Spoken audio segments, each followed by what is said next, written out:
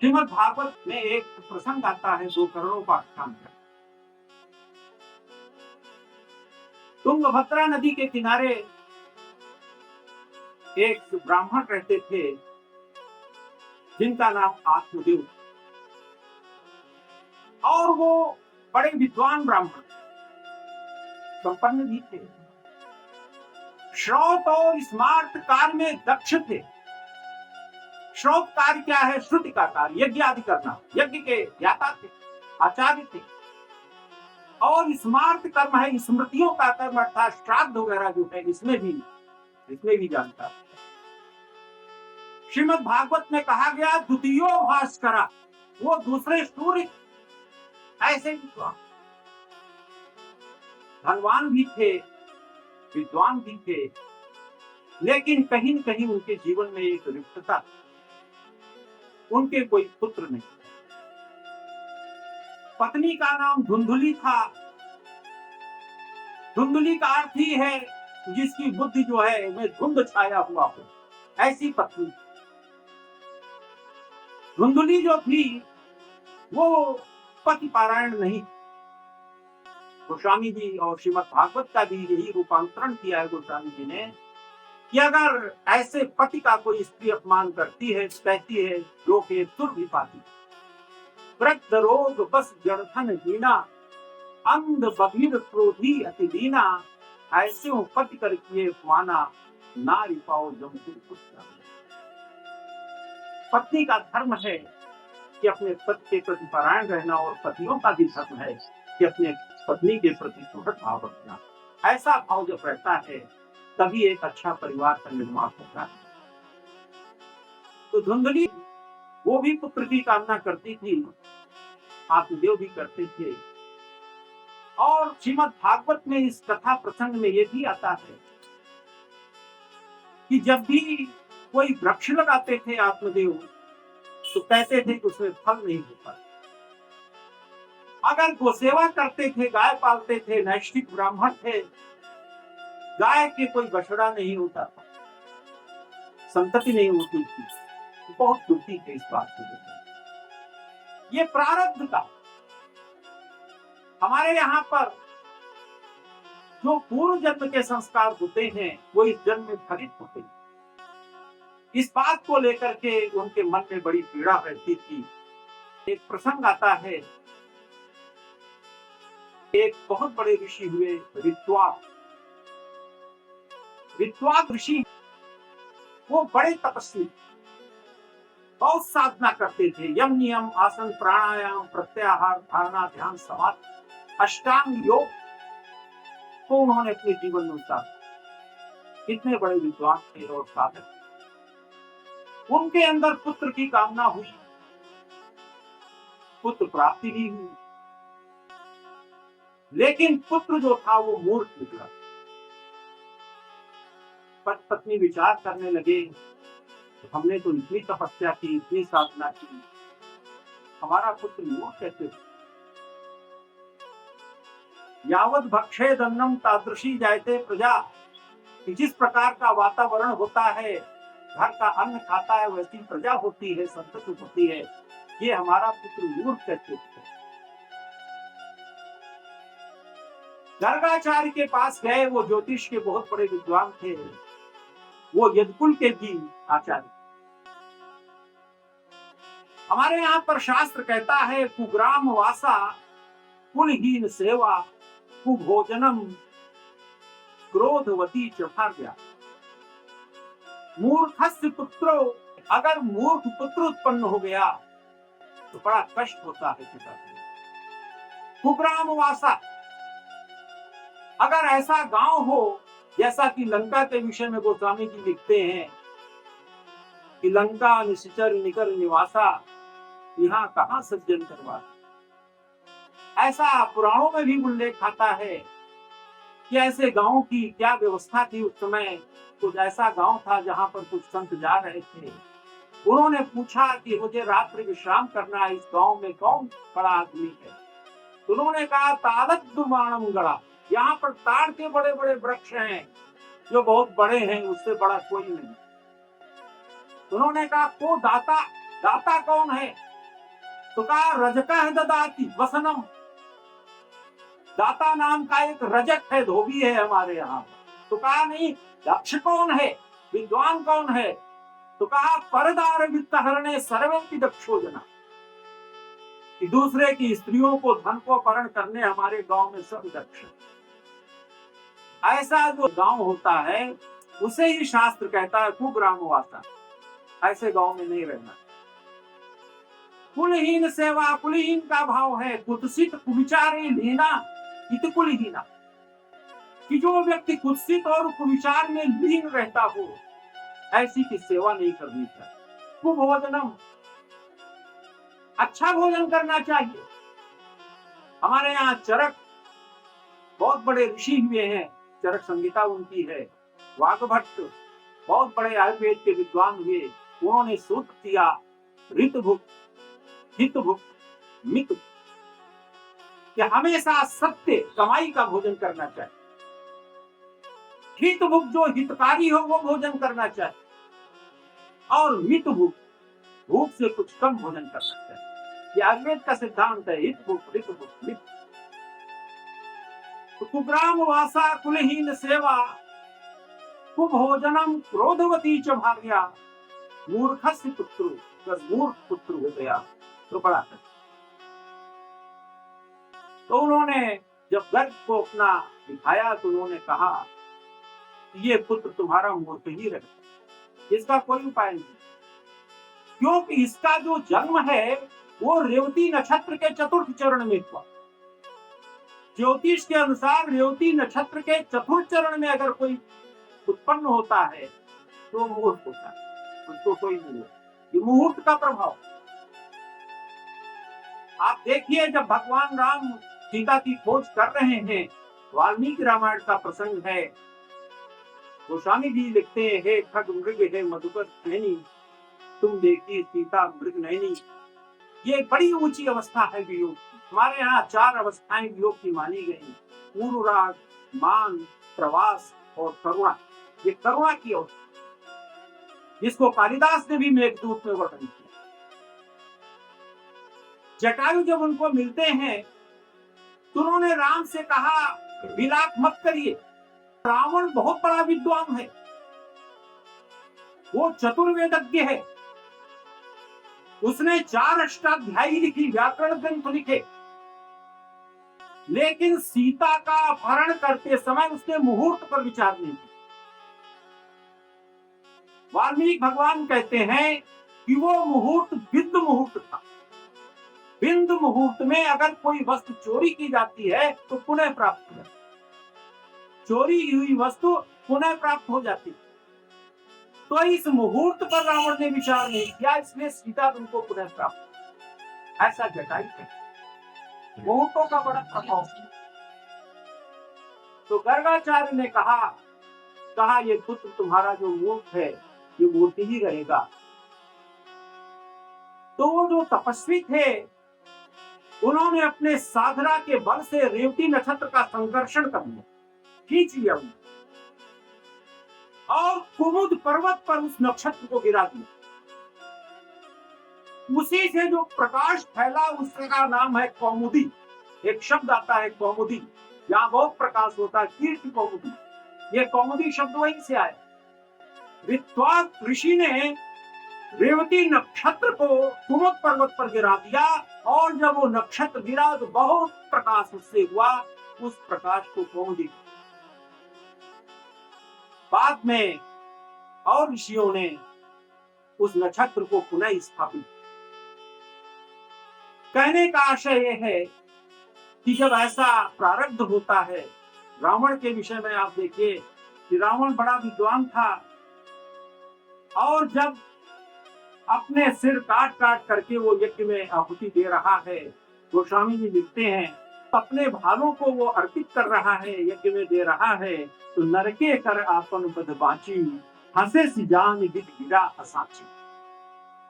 कि कहा कि ब्रह्मा ने गलत लिख दिया है, उन्होंने जो ये लिखा है ये गलत है, नर कैसे मुझको मार सकता है।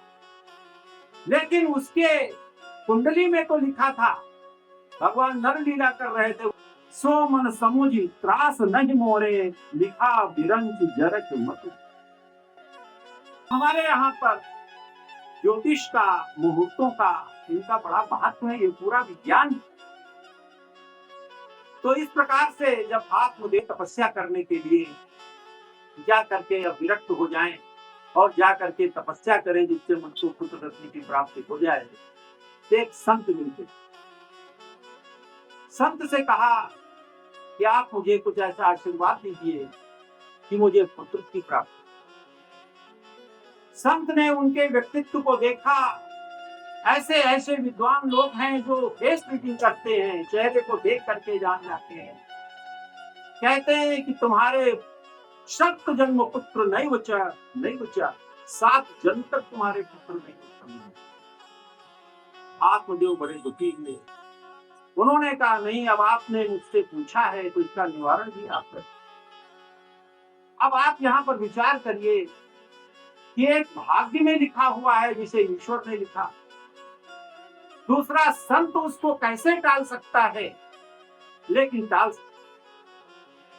पहले समझाए कि पुत्रों से कष्ट भी होता है। सगर के इतने पुत्र थे, राजा सगर के, तो उनको भी पुत्रों से कष्ट मिला।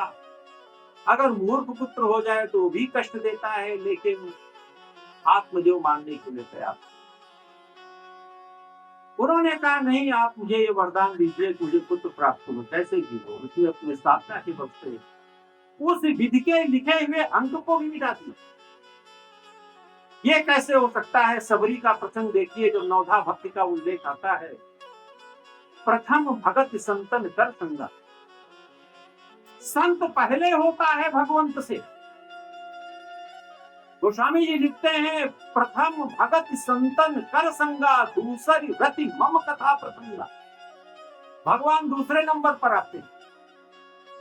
इसीलिए सातों सम मोहिमय जग देखा, मोहिते अधिक संत कर ले। भगवान ने अगर आपके भाग्य में कुछ लिखा है, वो अगर संत ने कुछ कह दिया तो संत की बात प्रमाणित होती है। आप मार्कंडेय ऋषि को जानते हैं। दुर्गा सप्तशती जो है ये मार्कंडेय पुराण से ली गई है। उनके भी जन्मांक में अल्पायु लिखी हुई। पिता बहुत दुखी थे, बड़े तेजस्वी थे मार्कंडेय जी, लेकिन यह था कि बहुत कम उम्र में उनकी मृत्यु हो जाएगी। पिता ने कहा कि जो संत लोग आए उनके चरण स्पर्श करें। अभिवादनशीलस्य नित्य वृद्धोपसेविनः चत्वारि तस्य वर्धन्ते आयुर्विद्या यशो बलम्। सप्तर्षि आ रहे थे, मार्कंडेय जी जाकर के उनके चरणों पे गिर पड़े। उन्होंने कहा दीर्घायु हो, शतायु हो, इस तरह का आशीर्वाद कर दिया। जब आशीर्वाद दे दिया और बाद में जब देखा ये तो आशीर्वाद गलत दे दिया, इसकी तो बड़ी अल्पायु है। लेकिन जो संत दे देते हैं वो दे देते हैं। वो ब्रह्मा के पास गए सप्तर्षि और कहा कि आप अपना नियम बदलिए, मैंने इस पुत्र को आशीर्वाद दे दिया है, इसे शतायु होने का वरदान दे दिया है, दीर्घायु होने का वरदान दे दिया है। संत की बातों को ब्रह्मा ने भी माना। तो इसीलिए सातों सम मोहिमय जग देखा, मोहिते अधिक संत। संत ने एक फल दिया और कहा ये फल ले जाकर के अपनी पत्नी को खिला देना, वो गर्भस्थ हो जाए। आत्मदेव बड़े प्रसन्न हुए, संत के चरणों में नमन करके अपनी पत्नी धुंधली को वो फल दिया। धुंधली की बुद्धि धुंध थी। श्रीमद् भागवत में धुंधली गीता है पूरी। अब उसका वाचन करने में बड़ा समय लग जाएगा। तो धुंधली ने सोचा ये फल अगर हम खाएंगे तो हमारा पेट फूल आएगा, हम भोजन नहीं कर पाएंगे। अगर भोजन हमने ना किया तो हम दुबले हो जाएंगे। अगर गांव में कोई आग लग गई तो हम कैसे भाग पाएंगे। अगर चोर आ गए, डाकू आ गए तो मैं कैसे भाग पाऊंगी। इस तरह के विचार उसके मन में आने लगे। लेकिन अब वो फल क्या करे, फल रख दिया और उसने अपनी बहन से परामर्श किया कि हमें क्या करना चाहिए। बहन भी धुंधली की बहन थी, वो भी धुंधली की तरह थी। उसने कहा ये फल तुम गाय को दे दो, गाय को खिलाओ, और हमारे पुत्र होने वाला है, हम अपना पुत्र तुमको दे देंगे, लेकिन उसके बदले तुम बहुत सा धन देना मुझे। ऐसा कमिटमेंट उन्होंने।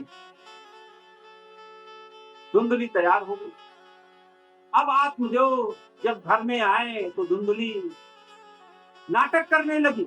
कभी तकिया अपने पेट पर बांधे, कभी कढ़ाई बांध दे। आत्मदेव सज्जन थे, वो बहुत ज्यादा इन सब चीजों पर विचार नहीं करते थे। उनको लगा कि हमारी पत्नी गर्भस्थ हो गई है। जब उनके बहन के पुत्र हुआ तो उसका पति लेकर के रात में आया और धुंधली को पुत्र दे दिया। धुंधली ने आत्मदेव से कहा कि तुम्हें पुत्र प्राप्ति हुआ है। आत्मदेव बड़े प्रसन्न हो गए कि संत का आशीर्वाद फलित हो गया, और वो फल जो संत ने दिया था वो गाय को खिलाते। गाय से जो पुत्र उत्पन्न हुआ वो गोकर्ण नाम, और धुंधली का जब पुत्र हुआ तो आत्मदेव ने कहा कि आचार्यों को बुला करके नामकरण करा दिया जाए। धुंधली ने कहा नहीं, किसी आचार्य को नहीं, हमारे यहाँ परंपरा है, या तो पिता नाम रखता है। पिता और गुरु ये पर्यायवाची हैं। जैसे जल का पर्यायवाची पानी, वैसे ही पिता का पर्यायवाची गुरु। पिता को नामकरण करने का पहला आदेश शास्त्र देता है। वो अगर पिता ना रख पाए तो आचार्य को नामकरण के लिए, जैसे वशिष्ठ थे, उन्होंने भगवान राम, लक्ष्मण, भरत और शत्रुघ्न का नामकरण किया। तो धुंधली ने कहा नहीं, मैं अपने पुत्र का नाम रखूंगी, और उन्होंने उसका नाम धुंधकारी रखा। जो गोकर्ण हुआ महाज्ञानी, धुंधकारी महाखला। जो गोकर्ण पैदा हुआ उस संत के फल से जो बालक उत्पन्न हुआ वो परम ज्ञानी हुआ, और जो धुंधली का पुत्र हुआ वो महाफल। फल का अर्थ होता है जिसमें स्नेह ना। एक शब्द है संस्कृत का स्नेह। स्नेह का पर्यायवाची होता है तेल। स्नेह का अर्थ प्रेम भी होता है और स्नेह का अर्थ होता है तेल। तो जब कोल्हू से तेल पेरा जाता है तो उसमें तेल नीचे गिर जाता है, और जो अवशिष्ट बचता है, अपशिष्ट बचता है, उसे खल कहते हैं। जिस व्यक्ति के अंदर स्नेह ना हो, प्रेम ना हो, उसको खल कहा जाता है। ये खल की परिभाषा। तो धुंधकारी जो था महाखल, महान खल हुआ, और प्रारंभ से ही उसने उत्पाद करना शुरू कर दिया। कहीं जा करके किसी के जानवरों को खोल देता था, खेतों को चर लेते थे जानवर। कोई छोटे बच्चे अगर घूमते थे गांव में तो उनको उठा करके कुएं में डाल देता था। इस तरह के अपकृत्य करने लगा। आत्मदेव बड़े दुखी हुए कि हमारा पुत्र, जो तो बड़े नैष्ठिक ब्राह्मण थे, शौच और स्मार्त कर्म में बहुत निष्णात थे, यहाँ तक कि श्रीमद् भागवत में लिखा है द्वितीयो भास्करा, दूसरे सूर्य, और पुत्र ऐसा उनका निकल गया, ये उन्हें कल्पना नहीं। आत्मदेव बड़े दुखी हुए। उनका जो पुत्र था, जो फल के द्वारा प्राप्त हुआ था, गोकर्ण, वो भी उनको पिता कहते थे। कि जब ऐसी स्थिति हो, कहा हमें क्या करना चाहिए, तो कहा माया मोह का परित्याग कर दो। जब ऐसा परिवार हो जाए तो विरक्ति ही एक ऐसा माध्यम। आत्मदेव विरक्त हो गए और वो जाकर के गंगा के किनारे रहने लगे, भगवत भजन करने लगे। इधर जो धुंधकारी था, पंचपण वधु रंभाओं को ले आया अपने, और जब माता ने विरोध किया तो माता की हत्या कर दी। जैसा कि कहा जाता, रंभा झूमत हो कहा जो तोड़े दिल हेतु, जाने कितने हो ही गए वही है लिखते। तो ऐसी रंभाओं को वो ले आया अपने घर। अब उन्होंने सोचा कि ये बहुत संपन्न है, एक न एक दिन इसका विनाश होना है, इसको राजदंड भी मिलेगा क्योंकि ऐसे ऐसे कुकृत्य कर रहा है। उन्होंने धुंधकारी को भी मारा और जितना घर का सोना चांदी था, पैसा रुपया था, धन संपत्ति, धुंधकारी प्रेत हो गए और प्रेत ही नहीं महाप्रेत हो गए। गोकर्ण को जो पता चला तो आए और उन्होंने गया की श्राद्ध की, बहुत उपाय किया लेकिन उसको प्रेत से मुक्ति नहीं मिलता। उन्होंने विचार किया कि गया करने से, श्राद्ध करने से तो मुक्ति मिलनी चाहिए। संतों से परामर्श किया, उन्होंने कहा सूर्य भगवान का उपस्थापन करिए और उनका मार्गदर्शन लीजिए। सूर्य भगवान ने कहा कि अगर कोई महाखल है, महाप्रेत है, तो उसको तारने का केवल एक ही माध्यम है, वो है श्रीमद् भागवत। गोकर्ण ने श्रीमद् भागवत की कथा कही, स्वयं कही अपने गांव में आकर के। जैसे जैसे वो कथा कहते गए, वैसे वैसे छोरत ग्रंथ पाव जो सोई, तब यह जीव प्रतारत हुई। जो ग्रंथियां थी वो ग्रंथियां एक एक हटती गई और सातों ग्रंथियां हट गई श्रीमद् भागवत की कथा से। धुंधकारी जो था वो लोक को प्राप्त किया। ये श्रीमद् भागवत की कथा। बोलो श्रीमद् भागवत महापुराण।